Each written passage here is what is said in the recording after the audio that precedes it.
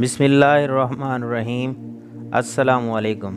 آج کی احادیث مبارکہ حضرت ابو ہریرہ رضی اللہ تعالیٰ عنہ بیان کرتے ہیں، رسول اللہ صلی اللہ علیہ وآلہ وسلم نے فرمایا، مومن کے مومن پر 6 حق ہیں۔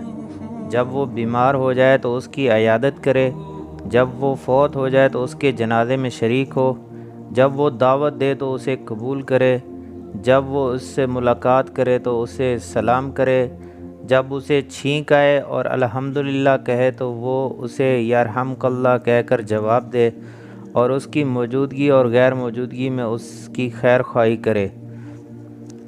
آج کی حدیث مبارکہ یہی، انشاءاللہ نیکسٹ آپ کو اور اچھے اسلامی واقعات اور حدیث مبارکہ سنائیں گے۔ تب تک کے لیے اجازت دیجیے۔ اللہ حافظ۔ السلام علیکم ورحمۃ اللہ۔